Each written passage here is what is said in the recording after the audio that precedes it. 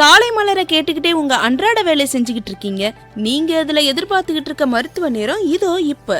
இன்னைக்கு மருத்துவ நேரத்துல யார் இணைய இருக்கிறாங்கன்னா கண் மருத்துவர் வினோத் அருணாச்சலம் அவர்கள். வாங்க இன்னைக்கு அவர் என்ன சொல்றாருன்னு கேட்கலாம். வணக்கம் டாக்டர்.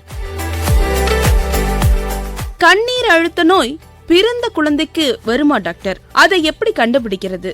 அதற்கான சிகிச்சை முறைகள் என்ன டாக்டர்?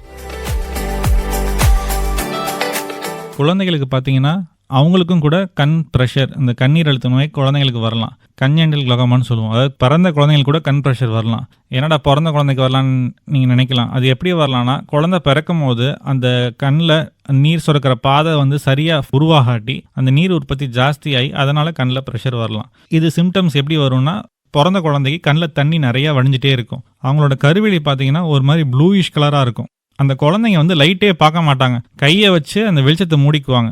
யூஸ்வலாக இது பேரண்ட்ஸ் சில பேர் கரெக்டாக நோட்டீஸ் பண்ணி ரெஃபர் பண்ணுவாங்க. இல்லாட்டி உங்களோட பீடியாட்ரிஷியன் குழந்தைகள் டாக்டர் பார்த்துட்டு கண் டாக்டர் செக் பண்ணிக்கன்னு சொல்லுவாங்க. ஸோ இந்த கண் ப்ரெஷர் பிறந்த குழந்தைங்களுக்கு வர்றப்போ நம்ம அப்பயே பார்த்து அதை வைத்தியம் பார்த்து சரி பண்ணிட்டோம்னா அவங்களுக்கு பார்வை எந்த ஒரு பாதிப்புமே இருக்காது. நம்ம அந்த நேரத்தில் நம்ம சரியாக கவனிக்காமல் அதை விட்டுட்டு கொஞ்சம் நாள் கழித்து கொண்டு வந்தோம்னா அந்த ப்ரெஷர் ஆல்ரெடி ரொம்ப ஜாஸ்தியாகி அந்த குழந்தைங்களுக்கு பார்வை இழப்பு வந்துடும். நம்ம என்னதான் வைத்தியம் பார்த்தாலும் அந்த 6 மாதம் 1 வருஷம் நம்ம வைத்தியம் பார்க்காட்டி அந்த குழந்தைக்கான அந்த பார்வை இழப்பு ஆனது தான். அதை சரி பண்ணவே முடியாது. அதனால் வீட்டில் பிறந்த குழந்தைங்க இருந்தாங்கன்னா அவங்க கண்ணை ரெகுலராக கரெக்டாக செக் பண்ணிக்கங்க. உங்களோட குழந்தைகள் டாக்டரையும் பார்த்து அவங்க ஏதாவது ப்ராப்ளம்ஸ் இருந்தால் ரெஃபர் பண்ணி விடுவாங்க. ஆம்புலோப்பியா அப்படின்னு ஒரு கண்டிஷன் இருக்குது. அதுவுமே பார்வை இழப்புக்கான ஒரு முக்கியமான காரணம்.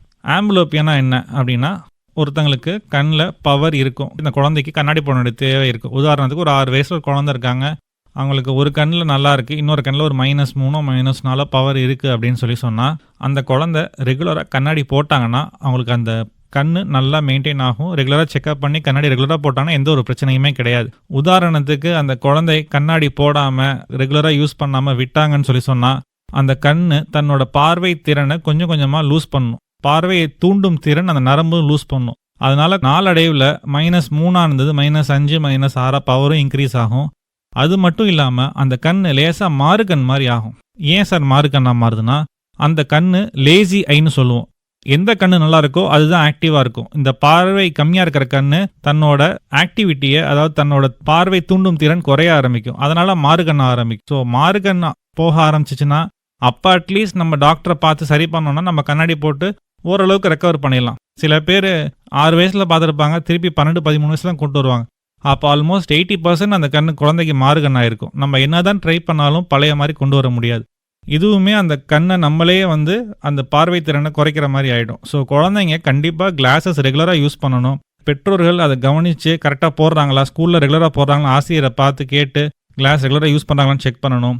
6 மாதத்துக்கு ஒரு குழந்தை பவரை செக் பண்ணி எதுவும் சேஞ்சஸ் இருக்கான்னு நம்ம ரெகுலராக செக் பண்ணிக்கிறது நல்லது.